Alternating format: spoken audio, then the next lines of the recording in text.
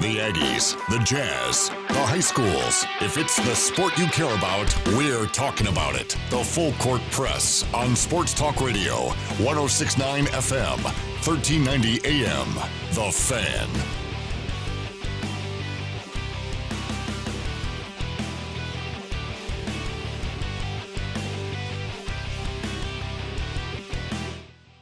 Hey, good afternoon, everybody. Eric Frandsen, Ajay Salvesen, and Jon Russell. Yay! Hey! Wow, great to be here. It's a party in here. Great to be here. A little nervous. I'm sitting next to Ajay. He likes to throw things. Yes, if he you can get a little violent If you sometimes. say really stupid things just to be stupid, then yes, I'm going to throw something at So you. basically, you throw things at yourself every day. Well, no, because I have legit backup reasons to why I'm saying what I'm saying. Oh, let's get on with it, Eric. is gonna be a already long day. See, regretting. you're more in striking distance there, John, so you can do what I can't. Look, Here- John's actually good at it. I remember listening to John over the years, and I never felt like I needed to throw anything at him. Here's the thing.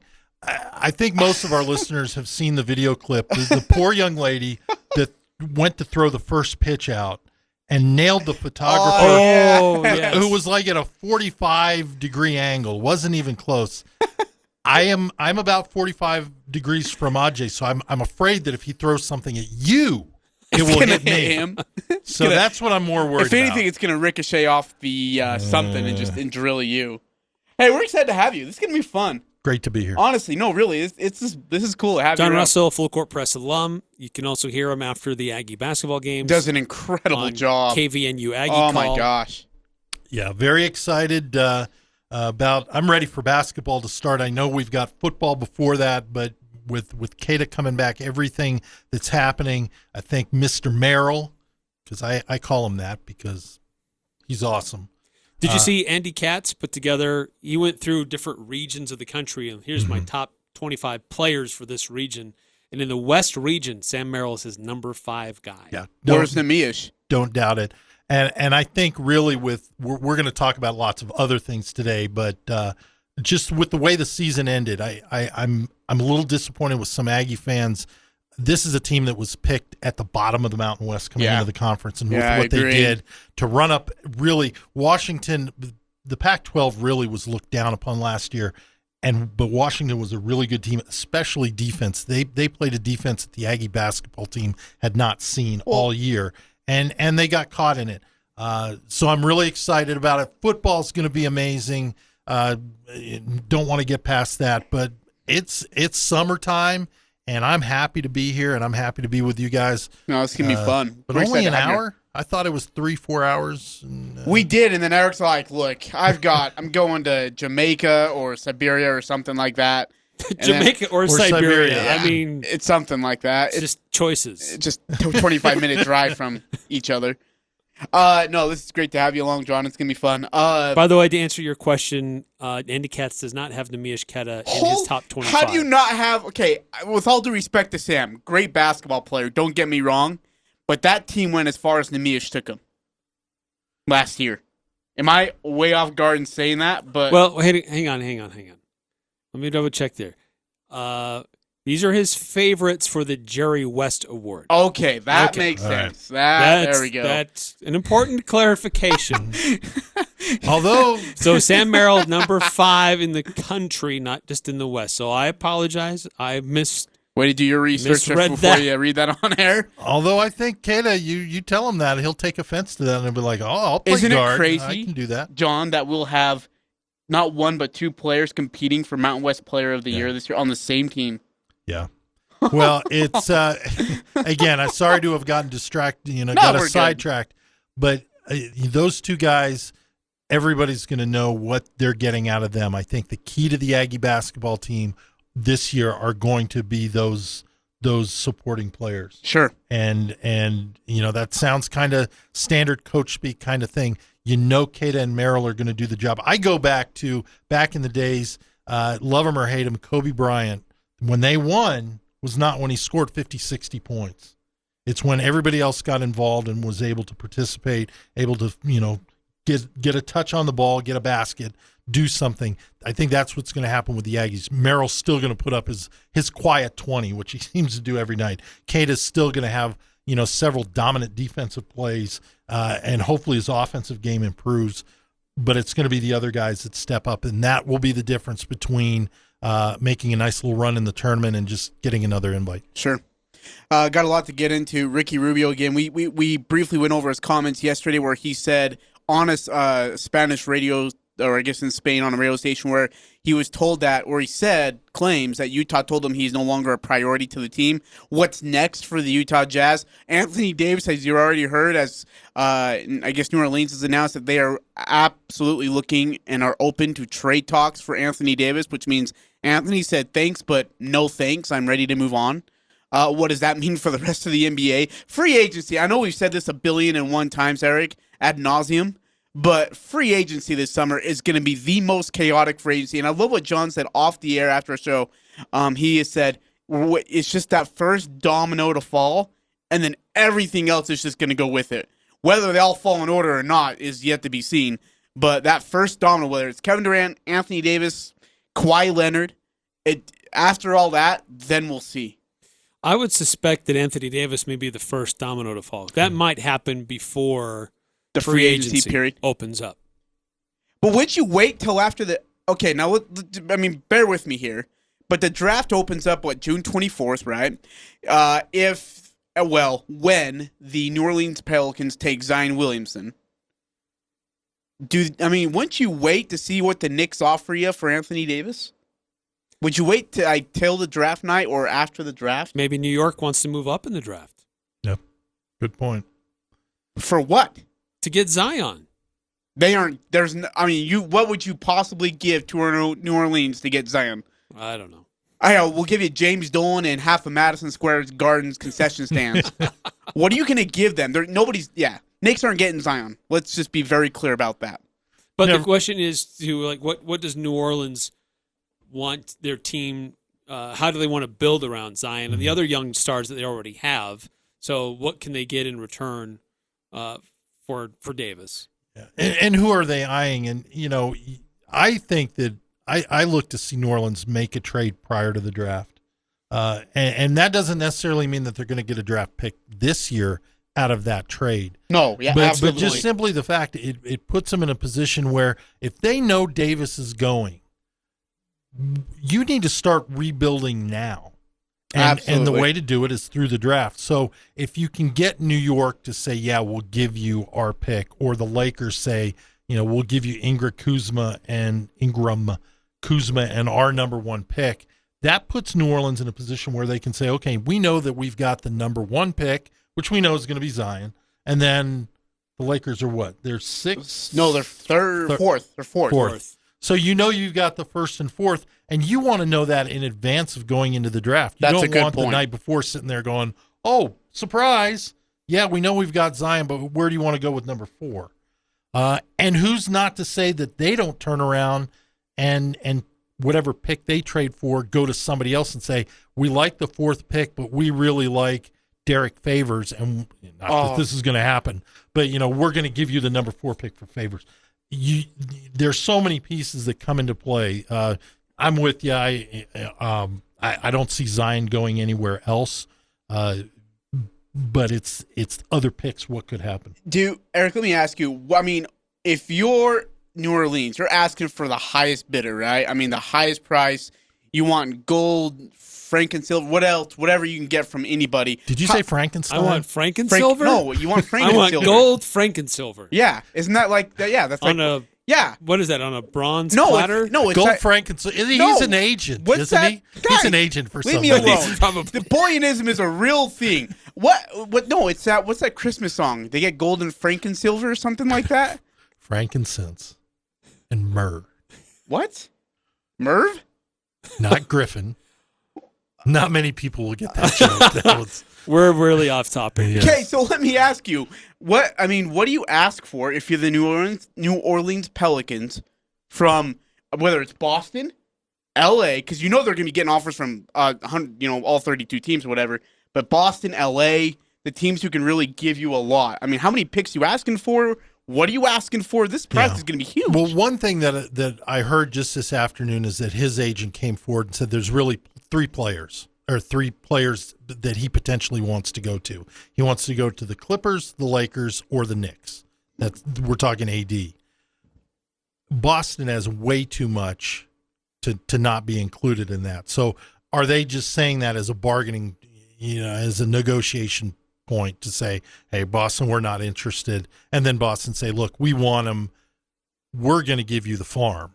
We're going to give you 3 picks and 2 players and, try and get more out of it. I think Boston can offer probably a better package than just about anybody. Agreed. Why? Based on the players that they have, young talent that's Are good. you?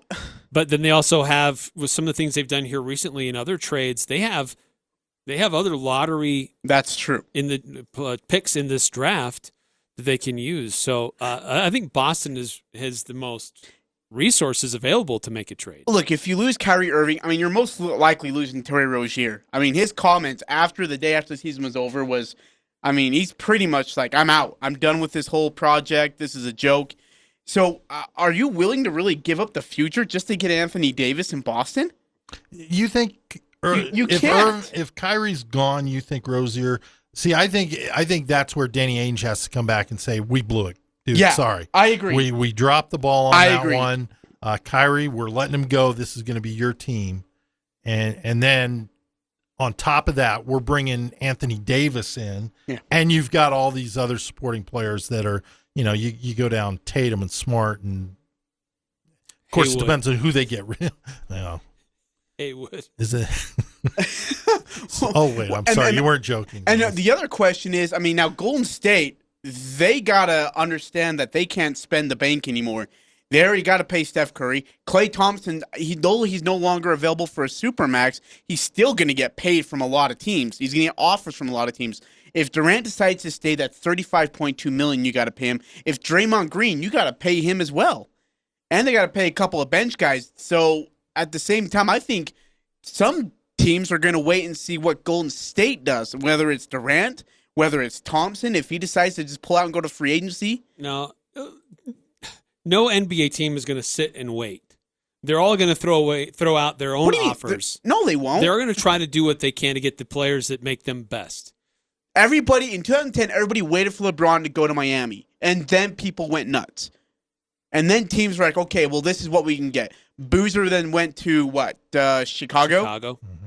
Mm-hmm. Everybody waited on where LeBron was going. The question is if teams do wait, who are they waiting for? Kawhi, Anthony Davis, if he doesn't wait, or if he's not traded before the draft or whatever, and Kevin Durant. So you're saying there won't be Kyrie. You're saying there won't be lost his name there. OKC, Paul George? Paul George. Oh, he's sticking around now. No, but I'm saying last year everybody was saying I see what you're he's saying. a 1-year deal. He's going to LA. Saying. Yeah. And he turned around and he surprised everybody. He Same. was a shocker. So do you have that where all of a sudden Kawhi, and this is my own personal wish. Sure. Kawhi says, you know what? Toronto's been amazing. I love it here. I'm staying.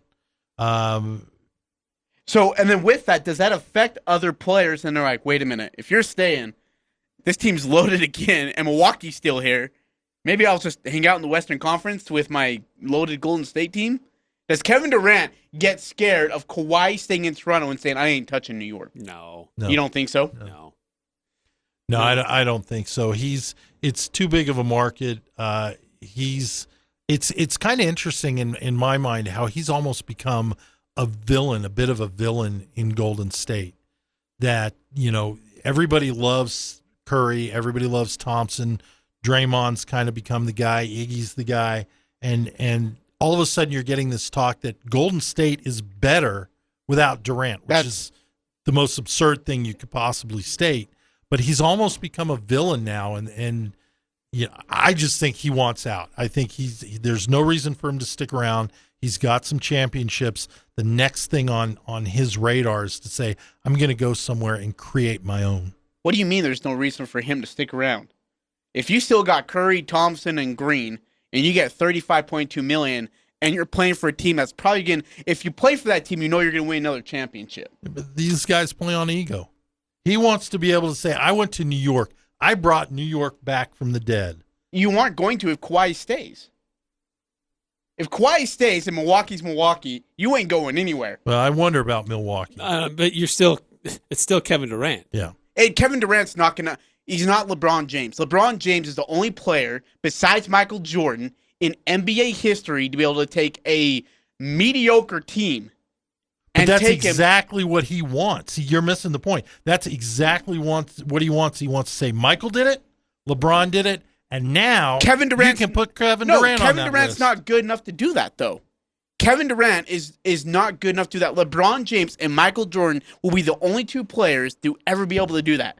Kevin Durant will go to New York, realize how bad it actually is, and maybe get his team to the playoffs in a really weak Eastern Conference. You can go back, and I think there were people saying the same thing about LeBron. No, LeBron can't go and take a team over by himself. No, everybody knew LeBron could. With Dwayne Wade and Chris Bosh. Right. Before it was, he's a good player that can get through the playoffs, but he can't win it. He had to go to Miami to get some super help. That's such baloney. And then he went to Cleveland. And granted, when he went to Cleveland, he didn't have great talent around him, and that really cemented his legacy as a guy that can get it done by himself. Come on, you guys. His 2007 NBA Finals team that they went and got beat by the Spurs, who were loaded at the time, he took guys like Anderson Varejao. I can't even remember the backup point guard or the shooting guard.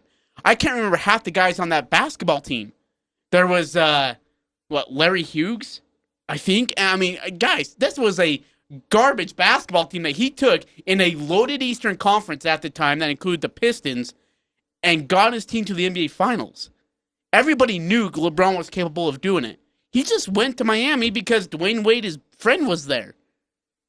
It had nothing to do with he couldn't win a championship without him. And why'd they bring Chris Bosh in? Why wouldn't you? If LeBron can do it by himself, why why try to recruit another big man, all-star big man? Dwayne Wade recruited Chris Bosh, not LeBron.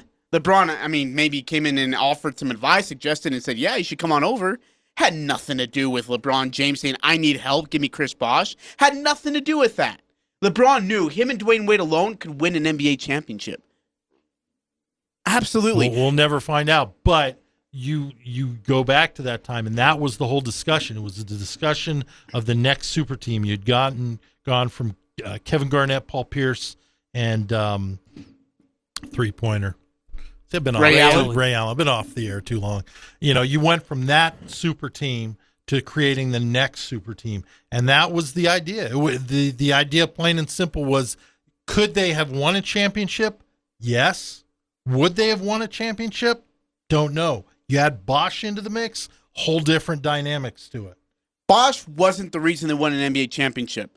Bosh was secondary because you know what? I'd say Mario Chalmers had a bigger impact in winning those championships than Chris Bosh did.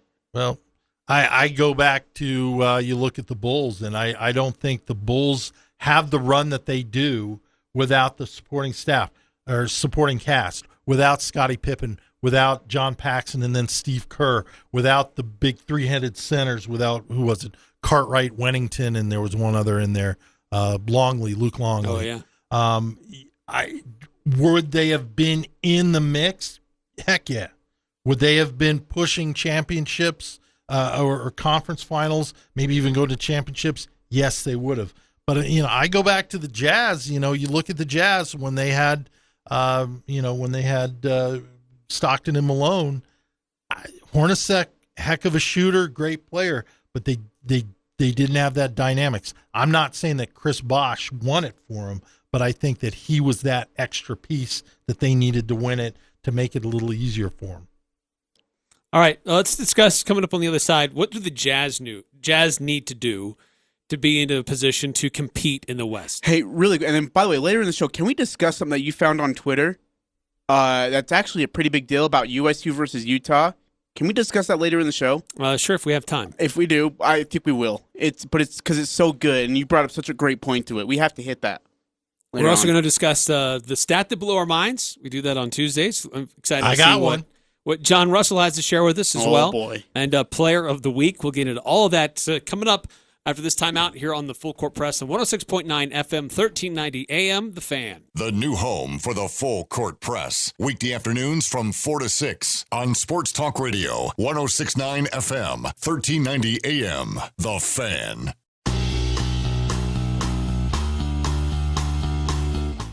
Riqui, bona tarda. Hola, bona tarda. En directe per Catalunya Ràdio, com estàs veient això, aquest Barça-Penya de Moment? Bueno, partit disputat. També va ser disputat a la primera part i a la segona part el Barça es va anar allà al Palau, però avui jo crec que amb l'ajuda de l'afició podran disputar el partit i aviam si poden guanyar.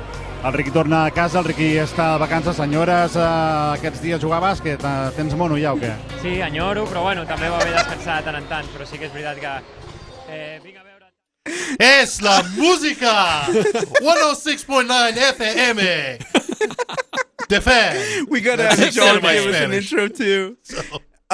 If you couldn't tell, that's Ricky Rubio. And if you What can't were we just speak listening to? Spanglish, It wasn't Spanish. it was Spanglish. It was No. Catalan? I don't know what. Castellano. What does he speak? What do you call that? European? It's Spanish. It's But it was in Spain the- Spanish. It's Castellano, which was in- is Because I guess it was in the Catalonia area. I don't even know. Yeah. That's Spanish Uh, geography. Ricky Rubio on a radio station in Spain. Thank you. That's just a good way to just generalize it. It's talking about how the Jazz have told him that he is no longer a priority. Now, whether that was actually the way they said it or if they even said it at all, I mean, I'm guessing. He's reading between the lines. Yeah. Ricky Rubio is, and we all kind of assume that he's on his way out. Mm-hmm. There's no way that you're going to win or contend for an NBA championship. With all due respect to Mr. Rubio, you will not contend for a championship with Rubio as your starting point guard. I'm going to argue a little bit. I don't, with the team made up as it is now, currently, I agree, 100%. Okay. However, we need to talk about what the draft is coming up, and then after that, you've got free agency. And last year, the Jazz made no moves. They decided to pretty much stay intact. Jerebko left, Which was huge. which huge. I don't know about huge. Yeah, it was huge. A backup quality big man. Dripko has been good this year for the Warriors. I don't know if you've been paying attention. How many minutes does he play? Maybe 4. It's still quality minutes. That's huge. You lose a guy that plays 4 minutes a game. It's quality minutes. Man, we were plus 20 in those other 44 minutes, but man, we got killed in those 4. Oh man. Hey, look. huge. Do you know what? Then you guys aren't watching basketball. Jerebko is playing quality minutes for the best team in the league right now. Twice. In the playoffs. I remember him doing 2 things, hitting the one bucket at the beginning of the year that beat the Jazz, and then there was one playoff game where he came in and he got some minutes. I should Unreal. apologize. Jerebko played 6 minutes in game 2. I'm sorry. 6 minutes. Okay. He did score 2 points, but he was a -9 on the plus-minus. You don't even understand, and neither do I, the plus minus, so quit pretending like you do. So just shut it. No, it was the Jazz. I would have Anyways. liked to have Jerebko back. Sorry, I agree, go but ahead. I don't know if I'd classify that as a huge loss. So the Jazz pretty much decided to stand pat, and I think a lot of people were okay with it. A lot of people thought, they finished the season so well, made a nice little run in the playoffs, everybody's on track. I want to make sure everybody knows that I was concerned about Rubio. I'm a Minnesota Timberwolves fan. That's for another show on another time. But I knew Ricky's history. He shot way beyond his ability last year, and that was a concern that I had. But they're going to have to make some changes. So your question is, can they win a championship with him at the point? It depends on what moves they make. And so don't give me that look. He's not a...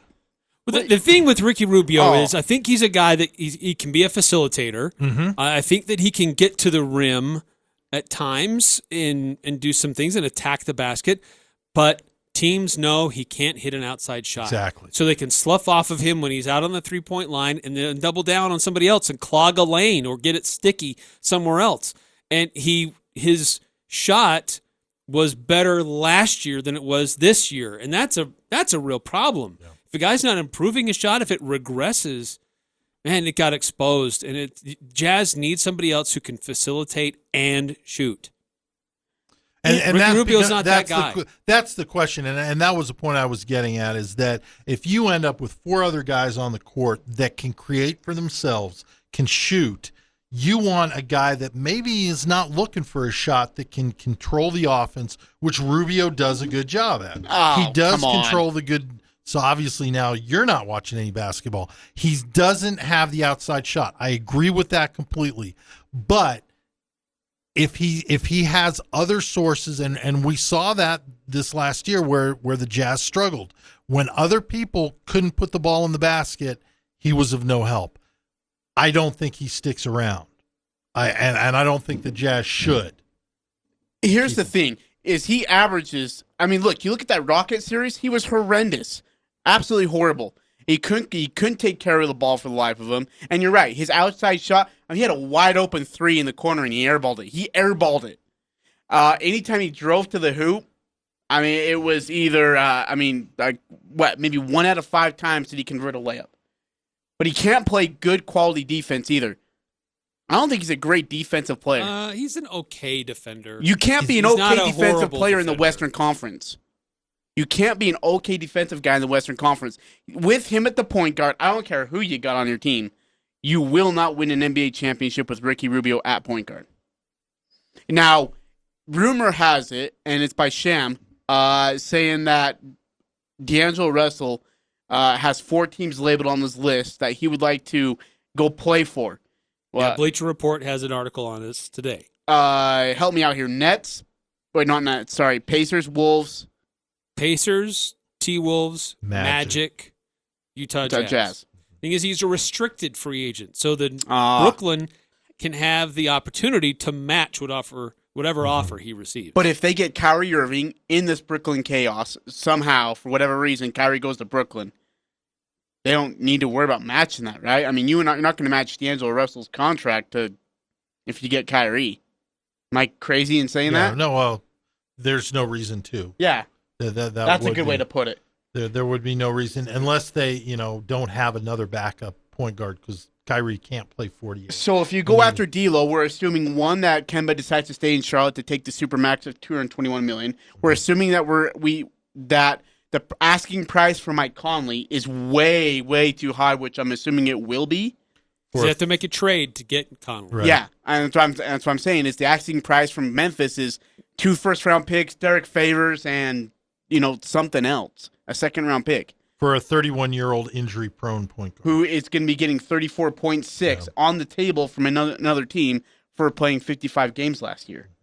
So, I mean, you're asking a lot from Memphis. So you look over at D'Lo and say he's younger, he's fresher, he's just getting into his prime.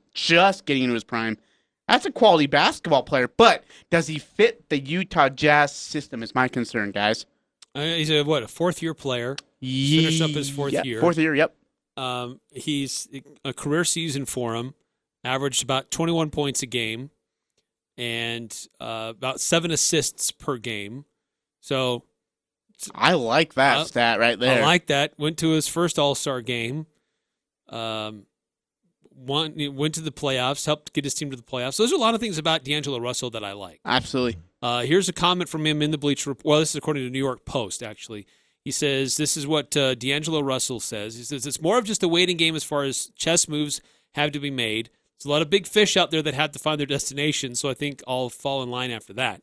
There are a lot of fish out there that need to find destinations, so whenever that time comes, then I have decisions to make on my own. I think I'll be well ready for it. Well, certainly a pretty mature response. Let's also not forget some of the things that happened to him in L.A. We're really talking that he's had one. I mean, he went through some tough times, ran into some issues with former players, and weren't there girlfriends and wives and yes, he has a little bit of a past in his early time. But apparently he also is close friends with Karl Anthony Towns. They work out in the offseason, so there's a lot of speculation that Minnesota could be a most likely destination for him if he doesn't stay in Brooklyn. But you bring up a good point, as you mentioned earlier, is so in his case, he's a restricted free agent, so there's no trade being involved if they don't match it. Yeah. But what does that mean for the Jazz? Are you just going to swap those parts out and say we're letting Ricky go and we're going to pick up Russell and move forward with the lineup that we have? I think they still need that other player or two. I think that they need a power forward that can consistently draw a defender out and hit a 3-point shot. And I think that Crowder can do that at times, but is he really a power forward? Mm-hmm. Maybe in today's small ball, yes, he is. But if you could have a 6'9", 6'10" guy that could consistently have that kind of a threat. You don't see that in Favors.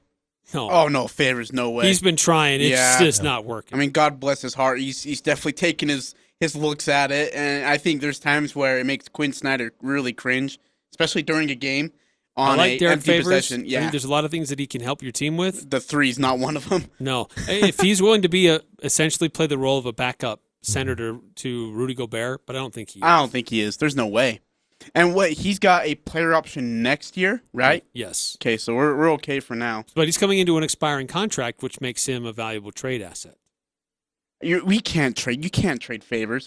So there's the big problem the Jazz have right now, though, is what assets do they have that other people are interested? Are you interested in Thabo Cephalosha? Are you interested in Epe Udo? Are you interested in Grayson Allen? Are you? The problem is the Jazz have put themselves in a position where I don't see a lot of teams going, man, we really – you don't see any of the media talking about, what's going to happen to Kemba Walker? Is he going to stay in Charlotte? What's going to happen to D'Angelo Russell, a good young point guard that's going to draw interest?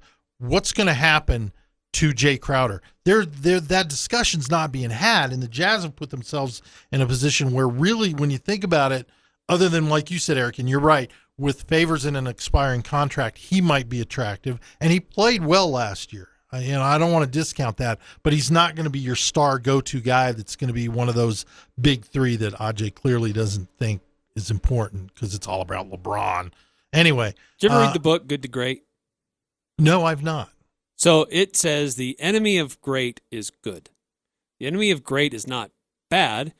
The enemy of great is good. Because when you're good, sometimes you're content with being good enough. Mm-hmm. And I think what we saw in Toronto, they weren't content with just being good.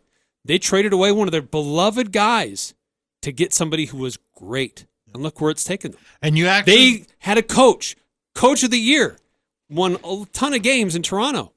It didn't get him where they wanted to be, so they let him go and made another decision. Look, they're in the finals. And you hit on something that I wanted to talk to. Maybe we can hit it in the next segment. But do the Jazz really need to make that huge Toronto move? Because I think more and more teams are willing to do that. They're seeing what happened in Toronto, and they're going, ooh, look at them. Yeah, we may not be where we want to be next year, but we're in the finals. And, what are you talking about? Do we get rid of Rudy? Oh, my. Do we trade Rudy for the right position? Out. This is bull. I'm not doing this crap. Are you serious? Man, I wish I had said this at the top of the hour. If I'd known it would have run him out of here. Well, you have to certainly have a core. Right. And Toronto had that. But they were also willing to say, look, if we have an opportunity to get even better than we are, mm-hmm.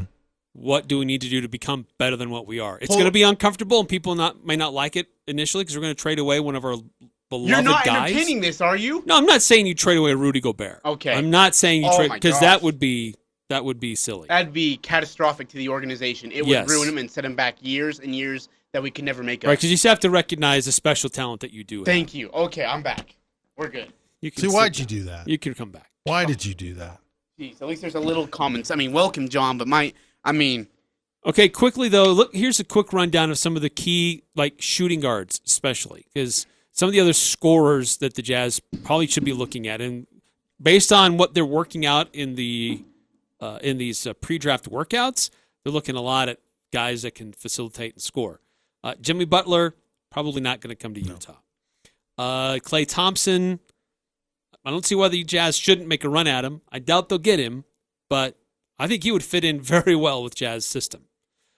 J.J. Redick, Terrence Ross, Danny Green, Rodney Hood, He had a resurgence in Portland. did. I don't know if he'll Played come well. back to Utah. Jeremy Lamb. Maybe he's the Hornet the Jazz need that's not named Kemba Walker. Seth Curry. Help you out with that point guard play. Austin Rivers and Wayne Ellington, some of the top 10 potential free agents out there that are shooting guards or scorers. Scoring guards, let's put it that way. So there's some other guys too that we keep hearing about. Tobias Harris, he's more the small forward type position. And I think there's a lot that's out there.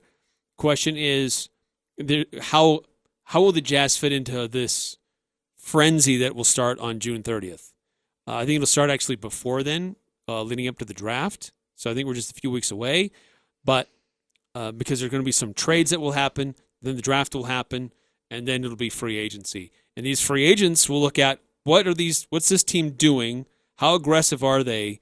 How serious are they at making a run? Mm-hmm. And do I believe that I can fit in there and help them take that next step?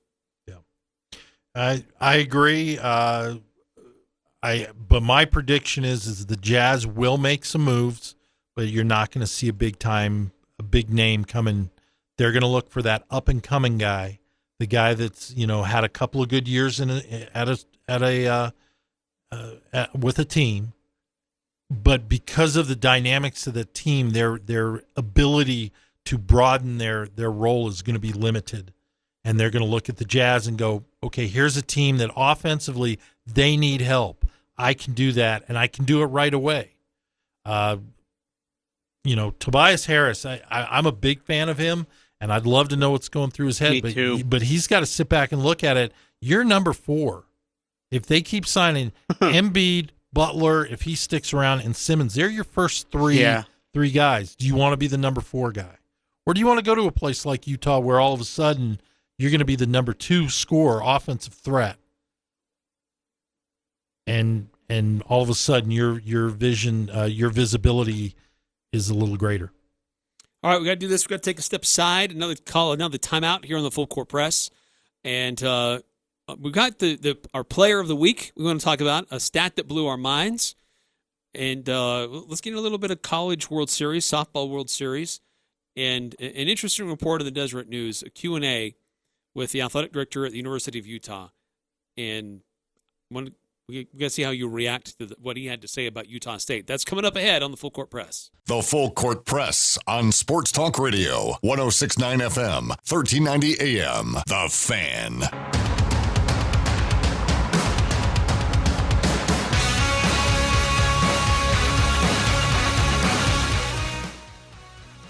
Eric Frandsen, Ajay Salvesen, Jon Russell in the building. Yeehaw. Hey, you'll be here for Thursday for Pick 6, maybe? I will do my best. We'd love to have. I think Pick 6 would be awesome because I want to see Eric take third instead of second. I just think that would be so cool. Pick 6 plus a PAT. There you go. I like that. That's good. He's got to join us for Pick 6. That'd be way right. fun. I'll be here. Sorry, where do you want to hit Player of the Week? Do you want to hit your? Let's do this for the sake of time. Let's do our Player of the Week. Okay, sounds good. Let's do it. We'll do our Player of the Week and a stat that blew my mind. And for those like John who are maybe new to this, just as a reminder, on Tuesdays, we look back at the week that was and look at somebody that particularly stood out to us on the field of play and name them our individual Player of the Week. And it's been a rare case that we've come to the same conclusion on this same player. So it's usually somebody a little bit different in our minds. For me, I have to look at Draymond Green as my Player of the Week. I think that he has been as much a part of what's been going on for the success of Golden State with the absence of Kevin Durant as Steph Curry has been. 10 rebounds in each of the first 2 games, 9 assists on Sunday, 10 assists on game 1. He's had a block. He's had steals in each game. He has been instrumental, I believe, in helping this team. And he, especially in game 2, really took Pascal Siakam out of his rhythm early, and then was able to turn his attention to Kawhi Leonard later. And so Pascal Siakam was not anything like he was in Game 1, and that's by and large because of the defensive effort by Draymond Green. Isn't he incredible to watch on the defense? I mean, he's just all over the place. He's so energetic, and I don't think he gets enough credit for what he's doing right now. I think he's just fun to watch. And you know what? A lot of teams or a lot of people hate him outside the NBA, but if you had him on your team, you'd love him, and you'd be talking about him. So I was trying to, all day actually, trying to find the softball pitcher. We were talking about college softball yesterday, right? Dude, that's mine. Is that yours That's too? mine, yeah. Well, can we share ours then? Well, if you like. So, I mean, it's same player for UCLA. Oh, my gosh. Excuse me. Her name is Rachel Garcia. She was not only the Pac-12 Pitcher of the Year, she was also their Player of the Year. She plays on both sides of the plate. She pitches and she's a hitter. Just a phenomenal talent. And for me, this is painful as an Arizona Wildcat fan to say that a UCLA player is my Player of the Week. This is painful. But the College World Series, Softball World Series is going on now between UCLA and Oklahoma. Oklahoma is ranked number 1. I think they've only lost 4 games all year. UCLA comes in and crushes them. But this is the line. Garcia pitches 5 innings, gives up 3 hits and 1 run. But in addition to that, from the plate, she has 5 at-bats, 2 hits, 4 RBIs, and a home run. Just absolute dominant performance. She was a Pac-12 Rookie of the Year. She was Player of the Year her sophomore and junior year, Pitcher of the Year her junior year. Next year, she's just going to take over the full court press and run that as well. Yeah. Just do it all. She's going to do it all. That's incredible, that's though. my Player of the Week. That's amazing. Yeah, I had the same thought, so we'll combine ours for this week. No, we won't. Yes, we it's will. my thought. Oh, I had the same idea. I just couldn't find her name. Yeah. AKA, nobody did. He didn't do it. Oh, yeah. I did too. Didn't do his research. All right, let's get to a stat that blew my mind. I went first last time, so Ajay, why don't you lead off this time? And we'll or do you want me to go so you can jump on board again? That's right. Why don't I go first, and then you go, oh, yeah, that's the one I was thinking of. Yeah, I'm going to go first. Go ahead. So the Golden State Warriors have won. So they've been in the playoffs, since 2012-13 straight, consecutive to now. They have won at least one road game in each series since 2012-13. Do you know how hard that is to do? In 23 straight series, they have won at least one road game. And you're talking about teams like Houston, San Antonio, Oklahoma City, Lakers. They continue to face some of the best teams on the road in the playoffs, and they find a way. We've always talked about it. If you get one road win, you've got yourself a shot. Yeah, absolutely. In 23 straight series, they've won at least one road game. Wow. That's impressive. That's amazing. Yeah. Very, very impressive. Mine's better, but, that was good. Try. So lots going on in the sports world right now. You've got the NBA championship. Stanley Cup is going on. Baseball's starting to get into the swing of it. Lots of things going on. The Tiger Watch is on hand. Everybody wants to know what he's doing. French Open, though, is going on right now. Cricket. I love cricket. And they need to rename the French Open the Rafa Nadal Open. He has never lost a semifinal or final at Roland Garros. So how many he is gets that? to that point, 11. He's 11-0 in semifinal and final matches at Roland Garros. That's amazing. It's his. And what's impressive is a lot of those wins are against Roger Federer, who's considered the greatest tennis player of all time. It's just give him the trophy now. Don't even bother playing. It's all his. 11-0. That's incredible. That's incredible. It's better than Ajay's, wasn't it? Cool story, dude. All right, let's move on. All right, there were a lot of amazing things that happened in Game 2 of the NBA Finals. And it was a little bit tough for me to settle on one. There was Kawhi Leonard, who set an NBA Finals record of 16 of 16 from the free throw line, set a record for a number of perfect free throws. Also, the 20 unanswered points by the Golden State Warriors, the largest run in NBA Finals since the NBA-ABA merger in 1976 or 1977. But ultimately, what I settled on was that Golden State had a 100% assist rate in the second half. All 22 made field goals were assisted on. On the game, 34 assists for 38 field goals. If that doesn't scream team basketball, nothing does. There was only 4 plays, only 4 made baskets that were unassisted, where somehow it was an isolation or someone who was dribbling the ball just a little bit too long to be considered having been an assist. That's a great stat, but what makes it even more impressive, it was on the road. Yes. Yeah. So where you're tending, you're likely to get a fewer calls and numbers. So perfect in the second half. That's absolutely amazing. Run. That's amazing. So can they do something similar in Game 3? We do know that Kevin Durant is out.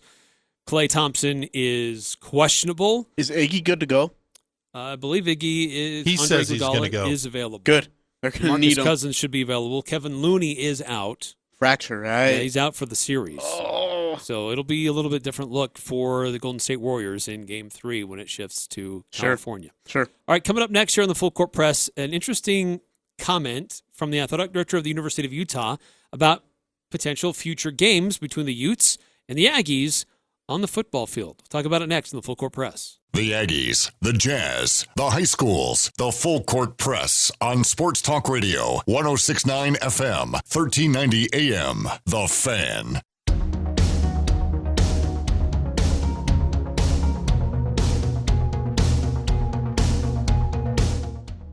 Welcome back to the Full Court Press. Eric Frandsen, Ajay Salvesen, Jon Russell in the building with us today. Hey, are we allowed to announce that we're on iTunes or no? I think you just did, didn't you? Well, okay, fine. I'll just announce it. We're on iTunes. You can find us on iTunes. So if you have iTunes, go on iTunes and find us. That's right. Subscribe to you the can Full listen Court Press to me. Podcast feed. You would love to listen to me. Don't give me that direct to you. Okay, silence. that was weird. All right, so there's an article in the Deseret News. The new athletic director for the University of Utah, Mark Harlan. Interesting human. It was a question and answer period, and there was a question about scheduling for the Utes, and the question was, and what about Utah State? And this was his reply. Utah State is interesting. John Hartwell and I have spoke recently. On this particular matter, we have some teams that play them. We have some teams that maybe don't. If it's in the best interest of the University of Utah to play Utah State, we'll take a good look at it. So in other words, that annoys me to no end. In other words, if we think we want, if it's according to our terms that work best for us, we'll think about it. John, help us. Just, I don't dare talk. Well, this is just ultimately the big insult that Utah likes to throw around, and the fact they like to just say, you're there at our beck and call. And if we need you, we're gonna use you. But if we don't, thanks, but no thanks. It's annoying on two levels. One, that he has that attitude. Mm-hmm. Yeah. And then that continues to be pervasive at the University of Utah. But the second is that this has been going on now for several years, and Aggie fans just accept it. Like, okay, they're Pac-12. Whatever. Battle of the Brothers. Maybe it just didn't really mean anything before. Because if BYU made comments like that, it'd be like, the world's coming to an end. Yeah. How could they say such a thing? Get out the pitchforks. Get out the torches. Let's storm Provo. It would be like the worst thing ever. But University of Utah says it, and everybody's like, okay. Just take it as it is. Mm-hmm. Now, there's some people that are reacting and getting upset. But by and large, Aggie fans, they don't seem to care. I don't get it. Why isn't there such frustration and outrage towards the University of Utah over stuff like this? If it was BYU doing something similar, we'd all be hearing about it. Yeah, that's a great point, and I think it's just because of the the pervasive feeling is that there's just more dislike for BYU here in Cache Valley than there is for those folks down in Salt Lake, and I don't know whether it has to do with the fact that See, I think a lot of people have the problem with the BYU at this point because of the whole independence feeling. That they sit back and they look at BYU and they go, look, they feel like they're so good that they don't even need a conference. They can do their own thing. You can't blame UCLA. Sorry, I'm still thinking about Garcia. You're good. You can't blame Utah because they went to the Pac-12. And if Utah State got invited to the Pac-12, we'd be all over it. BYU, no, we're good by ourselves. We don't need anybody. I'm with you. I'm with both of you. This is, an insult, and it's Utah having its ego that we're in the Pac-12, so we're better than everybody. Come play us. We'll find out how good you really are. The Aggies have had the last year, obviously, very good football season. This upcoming season should be another good one too.